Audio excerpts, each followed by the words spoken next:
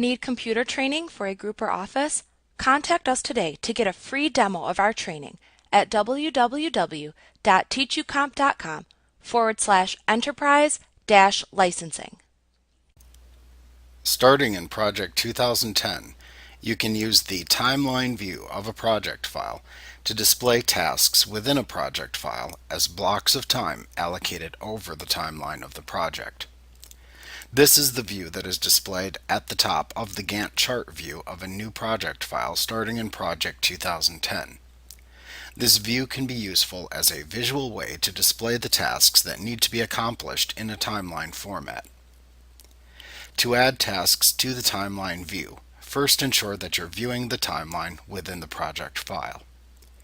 You can ensure that the view is displayed at the top of the Gantt chart view by placing a check mark into the timeline checkbox that appears in the Split View button group on the View tab of the ribbon while viewing the Gantt chart view of the project file. You can then click into the timeline view to display the Format tab of the Timeline Tools contextual tab in the ribbon. Alternately, you can display only the timeline view of your project file by clicking into the tasks within the Gantt chart view and then selecting the Timeline choice from the Other Views Buttons drop-down menu within the Task Views button group on the View tab in the ribbon. You can then easily see the Format tab of the Timeline Tools contextual tab appear within the ribbon. You can use the buttons within this contextual tab to manage the timeline view of your project file. While it is possible to click and drag tasks from the Gantt chart view of a file into the timeline above it to add tasks to the timeline, you can more easily add existing tasks to the timeline view by clicking the Existing Tasks button that appears within the Insert button group on the Format tab of the Timeline Tools contextual tab in the ribbon.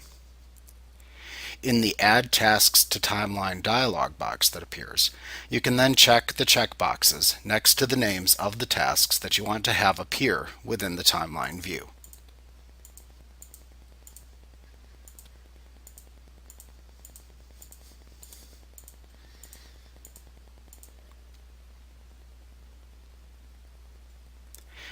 You can check the Project checkbox for the project file's name to add a task that represents the duration of the project file to the timeline if desired. Now, after checking the existing tasks to add, click the OK button to add them to the timeline view. You can also insert tasks in this view and have them appear within the Gantt chart view as well. However, you should note that tasks created in the Gantt chart view are not automatically added to the timeline. You can click either the Task, Callout Task, or Milestone buttons that appear within the Insert button group on the Format tab of the Timeline Tools contextual tab in the ribbon to open the Task Information dialog box, where you can then enter the task details and click the OK button when finished to add the task to the timeline and the project file. You can change the display of dates within the timeline view by clicking the Date Format drop-down button that appears in the Show Hide button group on the Format tab of the Timeline Tools contextual tab in the ribbon, and then selecting a date format to use from the drop-down menu that appears. You can also check or uncheck the task dates, today, and timescale choices within this drop-down menu to show or hide those elements within the display of the timeline.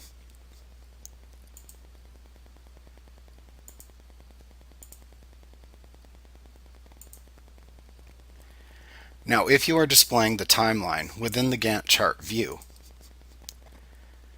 then you can click the Detailed Timeline button to show or hide the details of tasks within the timeline view.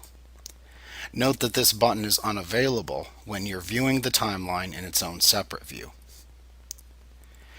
If you have multiple tasks scheduled for the same time within the timeline, Then ensure that the Overlapped Tasks checkbox in the Show Hide button group on the Format tab of the Timeline Tools contextual tab in the ribbon is checked to place the tasks on their own separate rows within the timeline. Within the same button group, if the Pan and Zoom checkbox is checked, then you can scroll the main view by using the Pan and Scroll box that appears within the timeline when you're viewing the tasks within the timeline. You can select the number of lines of text to display for the task dates and names within the timeline by making a choice from the Text Lines drop-down within the Show Hide button group. You can set the appearance of text for tasks within the timeline by clicking the Text Styles button that appears in the Text button group on the Format tab of the Timeline Tools contextual tab in the ribbon. In the Text Styles dialog box that then appears, you can select a style of text within the view to change from the Item to Change drop-down.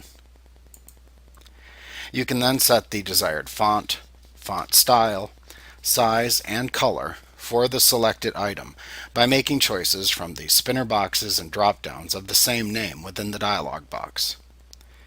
You can check the strike-through or underline options to apply that to all of the selected text items within the view if desired by checking those checkboxes in this dialog box.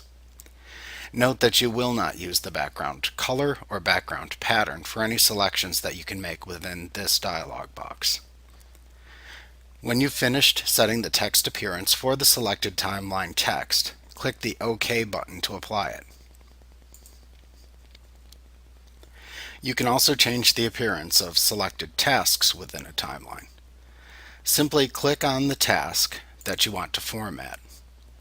You can then change the formatting of the selected task using the buttons that appear in the Font button group on the Format tab of the Timeline Tools contextual tab in the ribbon. You can select a font to use from the font drop-down list. You can set a font size by selecting one from the font size drop-down list. You can apply or remove bolding, italics, or underlining by clicking either the bold, italic, or underline buttons. You can change the background color of the task by making a choice from the background color drop-down. You could set the font color of the task by making a choice from the font color drop-down. The buttons within the Current Selection button group on the Format tab of the Timeline Tools contextual tab in the ribbon allow you to change the appearance of the selected task or delete the task from the timeline.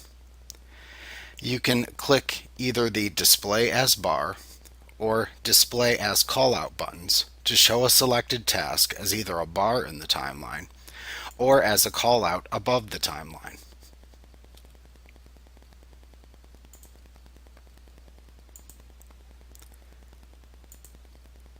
You can select a task and then click the Remove from Timeline button to delete the selected task from the timeline.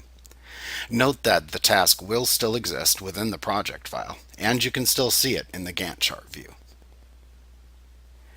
After editing and formatting the timeline, you may want to send a copy to others. You can create a copy of the timeline suitable for email, a PowerPoint presentation slide, or a full-size copy. You can click the Copy Timeline button in the Copy button group on the Format tab of the Timeline Tools contextual tab in the ribbon, and then select the size of the timeline copy to make from the drop-down that appears. You can then open the related program, such as Outlook, PowerPoint, or Word, and then paste the copy into the desired application. If you have multiple custom timeline views that you have created and saved, and are viewing the timeline at the top of the Gantt chart view, you can then use the Timeline drop-down that appears in the Switch Timeline button group on the Format tab of the Timeline Tools contextual tab in the ribbon to select the name of the custom timeline view to display it in the top panel. Note that this button is not available when viewing the timeline as its own separate view. Like what you see? Get a free demo of our training for groups of 5 or more at www.teachucomp.com enterprise licensing.